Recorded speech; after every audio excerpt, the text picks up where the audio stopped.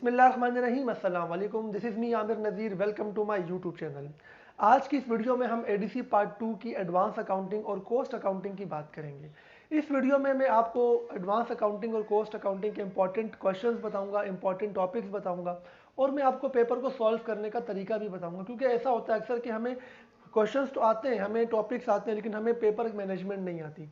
यानी अकाउंटिंग के पेपर को हम किस तरीके से अटैम्प्ट करें, छोटी छोटी गलतियाँ हम करते हैं, उसके मार्क्स डिडक्ट होते हैं। तो मैं आपको टेक्निक्स बताऊंगा, ठीक है। इसके अलावा मैं आपको इंपॉर्टेंट टॉपिक्स बताऊंगा। तो अगर आप इस चैनल पर नए हैं, आपने अभी तक हमारे चैनल को सब्सक्राइब नहीं किया, सब्सक्राइब कर लें, ऑल बेल आइकन को भी प्रेस कर दें ताकि आपको हमारे आने वाली मजीद तमाम वीडियोस का नोटिफिकेशन मिल सके। इसके अलावा हमारे इस चैनल पे एडीसी और बीकॉम से रिलेटेड जॉब्स वगैरह जो आती है मैं वो भी पोस्ट करता हूँ। तो ये चैनल आप ज़रूर सब्सक्राइब करें ताकि आपको आगे भी इस चैनल से बेनिफिट हो सकता है कि कोई ऐसी जॉब आपको नज़र आए हमारे चैनल पे जो जो जिस पे आप इजीली अप्लाई कर सकें। तो हमारे साथ हमेशा जुड़े रहिएगा, इस चैनल को सब्सक्राइब कर लीजिएगा।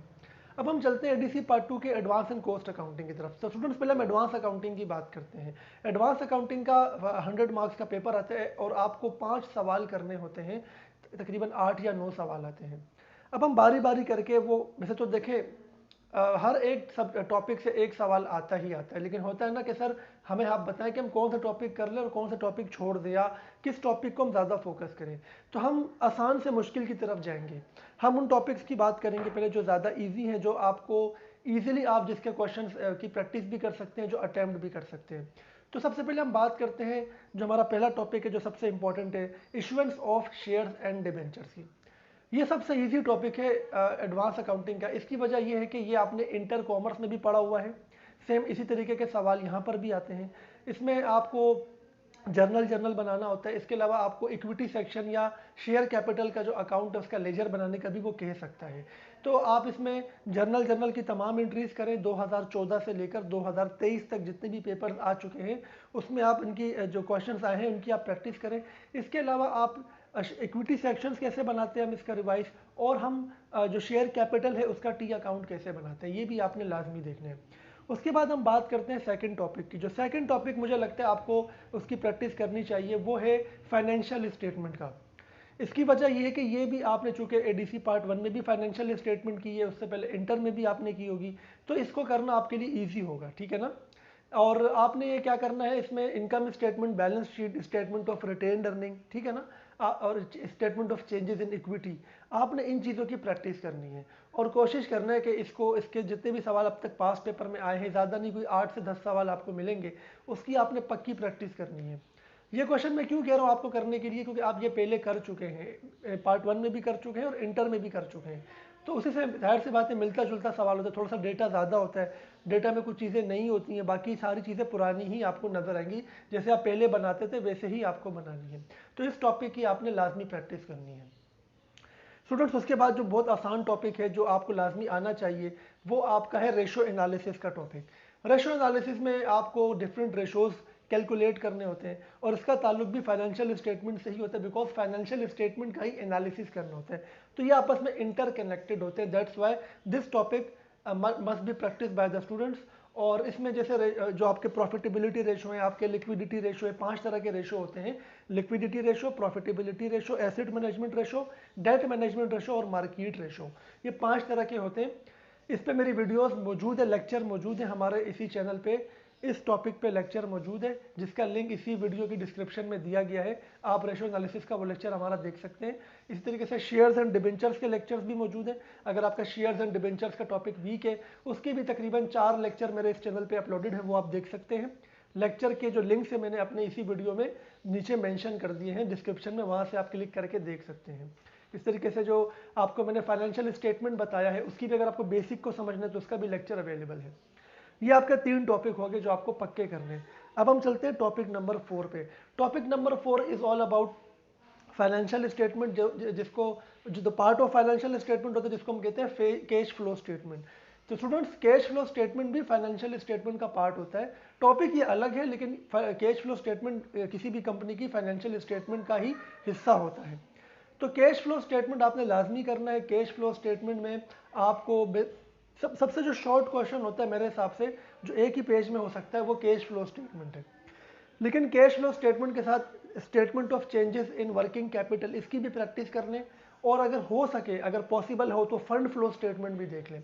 वैसे काफ़ी सालों से फंड फ्लो स्टेटमेंट नहीं आया हुआ, तो लेकिन क्या पता आ जाए, कभी एग्जामिनर का मूड बन जाए और वो डाल दे, तो फंड फ्लो स्टेटमेंट भी कर लें। Otherwise statement of changes in working capital ये तो आपको आना चाहिए, ये आने के ज़्यादा चांस है कैश फ्लो स्टेटमेंट के साथ, ठीक है ना।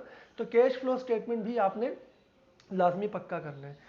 अच्छा, ये चारों जो टॉपिक्स हैं ना, ये इसलिए सबसे ज़्यादा इजी होते हैं कि जैसे मैंने पहला और दूसरा टॉपिक बताया आपको, ये तो आप पहले भी करते रहे, और तीसरा और जो चौथा टॉपिक मैंने बताया अब इसके बाद, यानी कैश फ्लो स्टेटमेंट और रेशो एनालिसिस वाला, इसका ताल्लुक फाइनेंशियल स्टेटमेंट से है, तो ये आपस में कनेक्टेड है, समझ में आने वाले हैं। उसके बाद हम टॉपिक नंबर अगर 5 की अगर बात करें, तो उसमें आप हमारे अगर आपने पढ़ा होगा तो वो है इंस्टॉलमेंट सेल्स वाला टॉपिक। ये दो तरह के क्वेश्चंस इसमें आते हैं, बल्कि मैं कहूँगा कि 3 तरह के क्वेश्चंस आते हैं। एक तो होता है कि एक ही ईयर का डेटा होता है, ठीक है, सिंगल ईयर डेटा होता है। दूसरा मल्टीपल ईयर डेटा होते हैं, ये 2 साल का 3 साल का डेटा होता है। और तीसरा आपका इंटरेस्ट वाले क्वेश्चन होते हैं कि आपको डेटा में इंटरेस्ट गिवन होता है कि आपने इंटरेस्ट की अमाउंट भी कैलकुलेट करनी है। तो स्टूडेंट्स, ये तीनों तरह के क्वेश्चन की आपको प्रैक्टिस करनी है और इंस्टॉलमेंट सेल्स को पक्का करना है, ठीक है ना। ये आपके कितने हो गए, 5 टॉपिक। अब बहुत सारे स्टूडेंट्स ये कह सकते हैं कि सर ये तो आपने बता दिए 5 टॉपिक्स हैं, कौन कौन से ईयर्स हम करें। देखें, ये तो आपको कोई भी नहीं बता सकता ना कि किस ईयर से सवाल मिलता जुलता आएगा। आप कोशिश करें कि 2014 से लेकर 2022 तक के जो सवाल है उनकी आप प्रैक्टिस कर लें, 2014 से लेकर 2022 तक, ठीक है ना।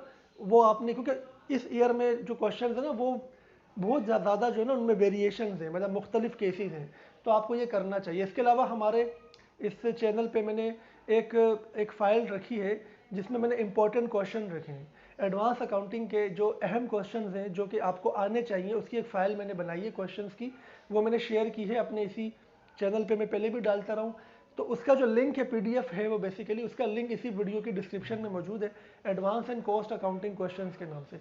उसमें एडवांस अकाउंटिंग और कॉस्ट अकाउंटिंग दोनों के ही आपको मिल जाएंगे, ठीक है। अब हम बात करते हैं इसके जो बाद वाले टॉपिक्स हैं। कंपनी अकाउंटिंग की अगर हम बात करें, कंपनी अकाउंटिंग में 3 चैप्टर्स होते हैं, एब्जॉर्प्शन, एमलगेमेशन और कैपिटल रिकंस्ट्रक्शन। तीनों में से कौन सा वाला ज़्यादा अहम है। अब देखें, इनमें से 2 सवाल आते हैं, तीनों सवाल आना बहुत मुश्किल है, लेकिन 2 सवाल कोई आते हैं। तो एब्जॉर्प्शन, एमलगेमेशन और कैपिटल रिकंस्ट्रक्शन में जो सबसे ईजी है वो है कैपिटल रिकंस्ट्रक्शन। कैपिटल रिकंस्ट्रक्शन कर लें आप और एमलगेमेशन कर लें। एब्जॉर्प्शन बहुत लेंथी होता है, उसमें गलतियों के ज़्यादा चांस होते हैं, एब्जॉर्प्शन को छोड़ दें, एमलगेमेशन और कैपिटल रिकंस्ट्रक्शन कर लें। दोनों सवाल आ सकते हैं, लेकिन दोनों नहीं आए तो दोनों में से कोई एक लाजमी आएगा, ठीक है ना। एब्जॉर्प्शन के साथ इन दोनों, एब्जॉर्प्शन तो लाजमी आएगा, कैपिटल रिकंस्ट्रक्शन और एमलगेमेशन में से कोई एक आएगा, या हो सकता है दोनों ही आ जाए। तो अगर आप ये कर लेते हैं तो आपका बहुत आराम से पेपर हो जाएगा। और आखिरी जो टॉपिक है ब्रांच अकाउंटिंग का, जिन लोगों को ब्रांच अकाउंटिंग आसान लगता है वो बाकी शुरू के टॉपिक में से कोई एक स्किप करके ब्रांच अकाउंटिंग कर ले, ठीक है ना। तो इस तरीके से आपका हो जाएगा एडवांस अकाउंटिंग का पेपर। तो ये मैंने आपको कुछ इंपॉर्टेंट चीज़ें बताई हैं। अब मैं कुछ आपको कॉस्ट अकाउंटिंग की बताऊंगा और आखिर में मैं आपको टिप्स बताऊंगा कि किन किन टिप्स को आपने फॉलो करना है ताकि आपके मार्क्स ना घटें। पहले हम कॉस्ट अकाउंटिंग को कर लेते हैं, ठीक है।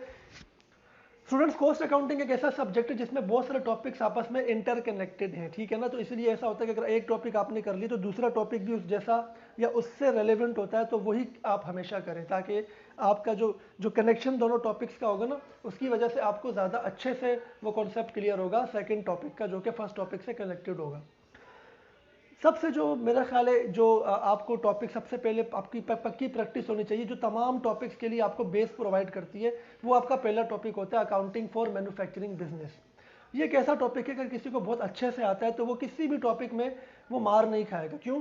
क्योंकि इस टॉपिक में आप सीखते हैं कि कॉस्ट ऑफ गुड्स मैन्युफैक्चर्ड कैसे निकालते हैं, कॉस्ट ऑफ गुड्स सोल्ड कैसे निकालते हैं, इनकम स्टेटमेंट कैसे बनाते हैं, और यही चीज़ें रिपीट हो रही होती हैं आगे मुख्तलिफ टॉपिक्स में, और इस टॉपिक में से भी एक क्वेश्चन आता ही आता है। इस टॉपिक को आपने पक्का करना है। इस टॉपिक के क्वेश्चंस भी आपने 2014 से लेकर 2022 तक के क्वेश्चंस आपने प्रैक्टिस करनी है। 4 स्टेटमेंट आपको आनी चाहिए। Statement of raw material used, cost of raw material used कैसे निकालते हैं, और कॉस्ट ऑफ गुड्स मैन्युफैक्चर्ड कैसे निकालते हैं, कॉस्ट ऑफ गुड्स सोल्ड कैसे निकालते हैं, इनकम स्टेटमेंट कैसे बनाते हैं। ये 4 स्टेटमेंट्स आपको लाजमी आनी चाहिए।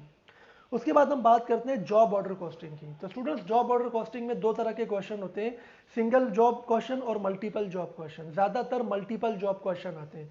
अगर हम 2009 से लेकर 2017 तक के ईयर करेंगे ना जॉब ऑर्डर के, तो हमारी बहुत अच्छी तैयारी हो जाएगी। दोबारा बता रहा हूँ, 2009 से लेकर 2017 तक के क्वेश्चन जॉब ऑर्डर के, इसमें बहुत सारे केसेस हैं, मतलब क्वेश्चन एक जैसे नहीं है, ठीक है ना। जैसे अगर 2009 से आप ऊपर जाएंगे तो क्वेश्चन एक जैसे हैं ऑलमोस्ट, लेकिन 2009 से लेकर 2017 तक के जो क्वेश्चन हैं उनमें आपको बहुत वेरिएशन मिलेगी और मल्टीपल जॉब वाले क्वेश्चन आपको ज़्यादा मिलेंगे। तो इन ईयर्स की आपने लाजमी प्रैक्टिस करनी है। उसके बाद हम बात करते हैं जॉब ऑर्डर से मिलता जुलता टॉपिक, जिसे हम कहते हैं factory ledger and general ledger. इसमें क्या होता है, जॉब ऑर्डर कॉस्टिंग की तरह ही एंट्रीज करनी होती हैं। अगर आपने जॉब ऑर्डर कॉस्टिंग कर लिया तो आपकी एंट्रीज पक्की हो गई होंगी। जब आप factory ledger and general ledger करेंगे तो आपको एंट्रीज बनाने में इजी फील होगा, क्योंकि आपने ऑलरेडी जॉब ऑर्डर कॉस्टिंग में किया होगा। फैक्ट्री लेजर जनरल लेजर हम तब, ये इस टॉपिक में क्या होता है कि एक फैक्ट्री है और एक हेड ऑफिस है, जैसे ब्रांच अकाउंटिंग होती है ना, तो समल्टेनियसली हम कैसे दोनों में किसी भी एंट्री को रिकॉर्ड करते हैं। कौन सी एंट्री फैक्ट्री लेजर में रिकॉर्ड होगी, जनरल लेजर में रिकॉर्ड नहीं होगी, और कौन सी एंट्री जनरल लेजर में रिकॉर्ड होगी, फैक्ट्री लेजर में रिकॉर्ड नहीं होगी, ये हम इसके अंदर सीखते हैं। इस टॉपिक को पक्का करना ये लाजमी आएगा। ये 3 टॉपिक हो गए। टॉपिक नंबर 4 है हमारा मटेरियल का। मैं आपको आसान टॉपिक बता रहा हूँ, ठीक है ना। मटेरियल के अंदर 3 चैप्टर्स हैं, एक मटेरियल लॉसेस है, एक मटेरियल इन्वेंट्री सिस्टम, एक मटेरियल इन्वेंट्री जो इकोनॉमिक ऑर्डर क्वांटिटी वाला क्वेश्चन है। आप कोई 2 कर लें, इसमें से ज़्यादा जो चांसेस है वो मटेरियल लॉसेस और मटेरियल इन्वेंट्री सिस्टम आता है। मटेरियल इन्वेंट्री सिस्टम सबसे आसान है, क्यों? क्योंकि इसके अंदर फीफो मेथड लगता है, लीफो मेथड लगता है और एवरेज मेथड लगता है, और ये आप एडीसी पार्ट 1 में इन्वेंट्री वैल्यूएशन में कर चुके हैं। So try to practice that particular topic, ठीक है ना, मटेरियल इन्वेंट्री सिस्टम वाला। और उसमें पेरियोडिक भी आ सकता है, परपीचुअल भी आ सकता है। ज़्यादा चांस परपीचुअल के होते हैं, बट पेरियोडिक की भी प्रैक्टिस आपको करनी चाहिए। और उसके साथ मटेरियल लॉसेस वाला सवाल आपको करना है। मटेरियल लॉसेस में 2 तरह के होते हैं, डिफेक्टिव गुड्स और स्पॉइल गुड्स। दोनों में क्या डिफरेंस होता है, कैसे इसकी अकाउंटिंग की ट्रीटमेंट करते हैं, ये सारी चीज़ें आपको आनी चाहिए। हमारे पास नोट्स भी अवेलेबल हैं, एडवांस अकाउंटिंग, कॉस्ट अकाउंटिंग के जितने भी टॉपिक्स हैं इसके ऊपर नोट्स भी अवेलेबल हैं, जिसका लिंक मैंने इसी वीडियो के डिस्क्रिप्शन में डाला है। आपने उन नोट्स को डाउनलोड करना है। उस नोट में तमाम टॉपिक्स जितने भी हैं उनकी थ्योरी मौजूद है, उनके पैटर्न्स है कि क्वेश्चन के सॉल्व कैसे करते हैं, तो इंशाल्लाह आपको उससे बहुत फ़ायदा होगा। अच्छा, material inventory system, material losses का सवाल ए और बी करके भी आ सकता है, अलग अलग भी आ सकता है, ठीक है ना। तो आपने इसको ये अज्यूम करना है कि ये ए और बी करके आएगा, क्योंकि ज़्यादा एक्सपेक्टेशन नहीं रखनी है। तो आपको यही इसको एक टॉपिक के तौर पे लेना है, ठीक है। ये 4 टॉपिक हो गए। 5वां जो टॉपिक है आपका वो है आपका वेरिएंस वाला, वेरिएंस एनालिसिस। इसमें भी 2 चैप्टर हैं। एक आपका स्टैंडर्ड कॉस्ट एंड वेरिएंस है, जिसमें आप मटेरियल का वेरिएंस, लेबर का वेरिएंस और एफओएच का वेरिएंस, मटेरियल प्राइस और quantity variance, labour rate in hour variance और फैक्ट्री ओवरहेड का वेरिएंस, ये सीखते हैं, ठीक है। इस तरीके से इसमें एक सवाल ऐसा भी आता है कि एक्चुअल कॉस्ट गिवन होती है, स्टैंडर्ड कॉस्ट निकालनी पड़ती है, कभी स्टैंडर्ड कॉस्ट गिवन होती है, एक्चुअल कॉस्ट निकालनी पड़ती है। ये सवाल आपको आने चाहिए। इसी के साथ इसका जो बी पोर्शन आ सकता है वो आ सकता है फैक्ट्री ओवरहेड वेरिएंस एनालिसिस, जिसमें 2 वेरिएंसेस आपको आने चाहिए। बहुत ही आसान टॉपिक है, स्पेंडिंग वेरिएंस और आइडल कैपेसिटी वेरिएंस। अच्छा, ये दोनों ना चैप्टर्स एक टॉपिक आप कंसीडर करें। हो सकता है अलग अलग सवाल आ जाए तो अच्छी बात है, एक साथ ए और बी करके आ जाए तो वो भी आपको करना पड़ेगा, जाहिर सी बात है। ये आपके 5 टॉपिक हो गए। प्रोसेस कॉस्टिंग एक ऐसा टॉपिक है जिसमें गलती करने के बहुत सारे चांसेस होते हैं। अगर आपने प्रोसेस कॉस्टिंग नहीं किया हुआ या आपकी प्रैक्टिस नहीं है तो बस छोड़ दो उसको आप, ठीक है ना। उसमें ज़रा सी मिस्टेक करोगे आगे पूरा सवाल गलत हो जाएगा। कुछ सवाल ऐसे होते हैं ना कि आपने कर लिया पूरा, बीच बीच में गलतियां की तो उनके नंबर कटते, पूरे सवाल के नंबर मिल जाते हैं। लेकिन ये जो टॉपिक मैंने आपको बताया ना, प्रोसेस कॉस्टिंग, अगर आपने कहीं भी कोई मिस्टेक की तो पूरा एंड तक वो सारा गलत हो जाएगा। इसको अवॉइड करें। प्रैक्टिस कर ली है तो अच्छी बात है, अगर आपकी प्रैक्टिस है तो अच्छी बात है, नहीं है तो छोड़ दो, ठीक है ना। ये मैंने आपको जो 5 टॉपिक बताए, इसके अलावा जो टॉपिक रह गए उसमें डिपार्टमेंटलाइजेशन ऑफ ओवरहेड है, जिनके मैथ्स बहुत वीक है। तो वो समल्टेनियस इक्वेशन का सवाल आता है कि समल्टेनियस इक्वेशन के थ्रू आपको सर्विस डिपार्टमेंट की कॉस्ट को आपको प्रोडक्शन डिपार्टमेंट में ट्रांसफ़र करना होता है। अगर आपकी मैथमेटिक्स अच्छी है तो इस टॉपिक को ज़रूर करें, अगर मैथमेटिक्स आपकी बहुत वीक है तो उसको आप छोड़ दें, ठीक है ना। इसके अलावा लेबर कॉस्टिंग है, वो भी आसान है लेकिन हर साल नहीं आता। लेबर कॉस्टिंग कभी आता है कभी नहीं आता है, तो अब ये डिपेंड करता है। ये वो सब टॉपिक्स है ना, लेबर कॉस्टिंग हो गया आपका, मटेरियल का इकोनॉमिक ऑर्डर क्वांटिटी हो गया आपका। ये वो टॉपिक हैं जो कि हर साल नहीं आते, कभी आते हैं कभी नहीं आते। इस तरह वेरिएंस एनालिसिस में भी स्टैंडर्ड कॉस्ट एंड वेरिएंस और स्पेंडिंग आइडल कैपेसिटी वेरिएंस। इनमें से भी कभी एक सवाल आता है, कभी दूसरा सवाल आता है, कभी दोनों भी आते हैं, कभी दोनों नहीं भी आते। तो आपको ये वो टॉपिक्स इनको बाद में रखें, जिनका कंफर्म नहीं है ना कि आएंगे नहीं आएंगे, उनको आप बाद में रखें, ठीक है ना। तो अगर आप ये 5 टॉपिक कर लेते हैं जो मैंने आपको बताए हैं, तो आपके लिए बहुत ईजी हो जाएगा पेपर। आप बहुत आराम से अपना पेपर अटेम्प्ट कर सकते हैं।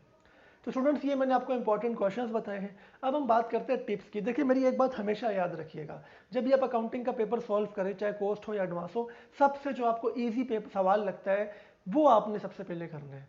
जो आपको लगता है कि यार ये सवाल सबसे ईजी मुझे आता है, ये तो होगी पहली बात। दूसरी बात, जब भी आप कोई क्वेश्चन करते हैं तो उसके जब भी आप जैसे कॉलम ड्रॉ करते हैं ना, जर्नल बना दिया आपने, उसमें हमेशा जो आप हेडिंग लगाते हैं, कंपनी का नाम, जर्नल फॉर द मंथ, इसके भी मार्क्स होते हैं, ये आप स्किप नहीं करेंगे, इसके भी 1 या 2 नंबर मिलते हैं। और जो आप डेबिट और क्रेडिट का कॉलम बनाते हैं, उसके साथ रुपीज़ लाजमी लिखे, RS लिखते हैं ना हम, तो RS आपने लाजमी लिखना है ताकि आपके मार्क्स ना कटें। अगर आप कोई स्टेटमेंट बना रहे हैं तो स्टेटमेंट आपने जब कंप्लीट कर लिया, suppose cost of goods manufactured आपने निकाला, तो जो आंसर स्टेटमेंट में आता है उसके साथ भी रुपीज़ लाजमी लिखें। तो इन चीज़ छोटी छोटी टिप्स को आप फॉलो करोगे, आपका पेपर हो जाएगा। अगर हम टाइम मैनेजमेंट की बात करें तो हमारे पास 3 घंटे होते हैं और 5 सवाल करने होते हैं, ठीक है ना, चाहे एडवांस हो या कॉस्ट हो। तो एक सवाल को करने के लिए आपके पास तकरीबन 40 मिनट्स होते हैं, ठीक है ना, तकरीबन 35 मिनट्स होते हैं तकरीबन। लेकिन आपने पेपर को आधे घंटे का समझना है, सॉरी, आपने एक सवाल में आधे घंटे का आपने मार्जिन रखना है, यानी आपने पेपर 2.5 घंटे का समझना है। इसका फ़ायदा क्या होगा, जैसे आधा घंटा जो आपने मार्जिन रखे ना, आपको पेपर कभी लेट भी मिलता है, आप लाइन ड्रॉ करते हैं, आप उसमें नाम लिखते हैं, पूरा पेज फिलअप करते हैं, 15-20 मिनट सब उसमें लग जाता है। तो आप इसलिए आधे घंटे को साइड पे करके पेपर को 2.5 घंटे का अज्यूम करें। एक क्वेश्चन आधे घंटे के अंदर करने की कोशिश करें। अगर आप एक क्वेश्चन आधे घंटे में करेंगे तो 2.5 घंटे में आपका पेपर हो जाएगा। सपोज किसी सवाल में ज़्यादा भी टाइम लग गया या आपको ज़्यादा टाइम, आपकी स्लो राइटिंग है, तो जो आधा घंटा आपने साइड पे किया ना, वो आपके काम आएगा। वो आपके एक तरह से एक लाइफ सेविंग के तौर पे आपने वो आधा जो घंटा साइड पे किया ना, वो मार्जिन आपको वहाँ पर बहुत बेनिफिट देगा। तो और जब भी आप नया सवाल शुरू करें तो नए पेज से शुरू करें। कभी कभी ऐसा होता है कि हमें पेज छोड़ना पड़ जाता है। सपोज मैं वर्कशीट बनाता हूँ जैसे पार्ट 1 में, तो वर्कशीट तो आमने सामने बनती है। अगर एक ही पेज है, वर्कशीट तो नहीं बनेगी, तो आगे पीछे करके नहीं बनाऊंगा मैं वर्कशीट, आमने सामने ही बनाऊंगा। तो पिछला वाला जो सिंगल पेज रह गया उसको पेंसिल से सिंगल क्रॉस करूंगा। कभी भी जब भी आप कोई पेज स्किप करें, ठीक है, किसी भी वजह से, तो उसको आपने पेंसिल से एक सिंगल लाइन साइड से ड्रॉ करनी है। कभी भी इसको ऐसे ही खाली नहीं छोड़ना था। अगर आप उसको पेंसिल से करेंगे तो आपके मार्क्स भी डिडक्ट नहीं होंगे, ठीक है ना। तो ये कुछ टिप्स थी। उम्मीद है आपको हमारी वीडियो अच्छी लगी होगी। आपको कुछ भी पूछना हो कमेंट सेक्शन में पूछ सकते हैं। जितने भी लेक्चर्स हैं, जितने भी नोट्स हैं, स्टडी मटेरियल है, वो सारा इसी वीडियो की डिस्क्रिप्शन में डाला हुआ है मैंने। उसको क्लिक करके डाउनलोड करें, देखें और आगे भी शेयर करें। इसके अलावा हमारे अकाउंटिंग की मजीद जो गेस्ट पेपर्स है वो भी आएंगे इंशाल्लाह। जितने भी थ्योरी के सब्जेक्ट्स हैं, जितने भी पार्ट 1 के सब्जेक्ट्स हैं, सबके गेस्ट पेपर आपको हमारे चैनल पे मिल जाएंगे। तो चैनल को ज़रूर सब्सक्राइब करें और बेल आइकन को भी प्रेस कर दें। नेक्स्ट वीडियो में आपसे मुलाकात होगी। अपना ख्याल रखिएगा। अल्लाह हाफिज़।